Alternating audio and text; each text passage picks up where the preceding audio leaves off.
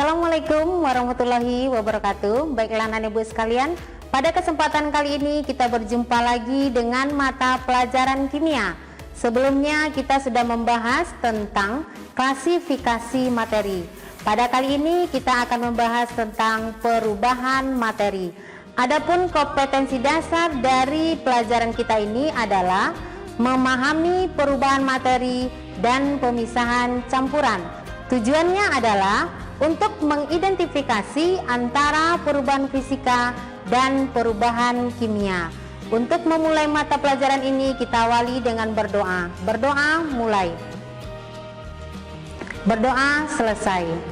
Baiklah, kita masuk kepada perubahan materi.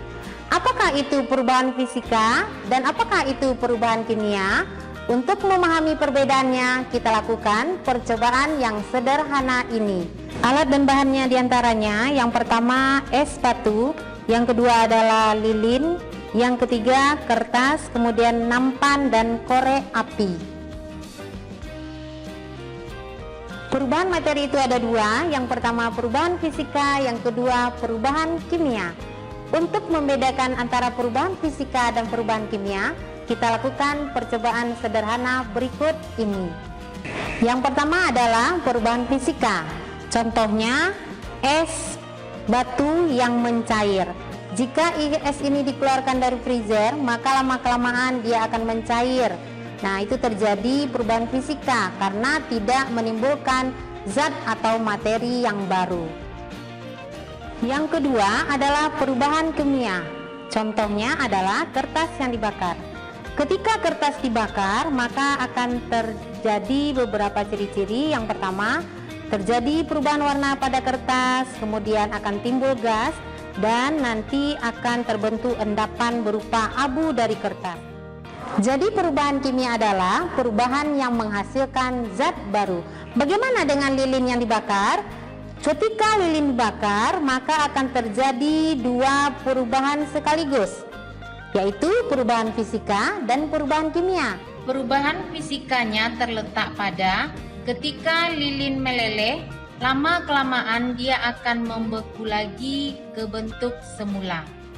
Perubahan kimia terletak pada ketika sumbu dibakar, maka dia akan menjadi hitam dan sumbu lama-kelamaan akan menjadi pendek.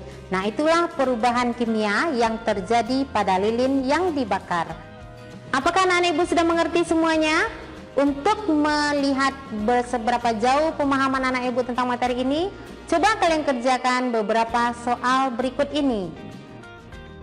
Bedakan beberapa peristiwa berikut ini, apakah termasuk perubahan kimia atau termasuk perubahan fisika.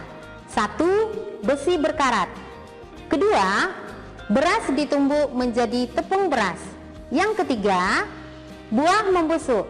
Yang keempat, kayu diolah menjadi kursi. Baiklah, akan ibu bahas soal yang tadi. Yang pertama adalah besi berkarat.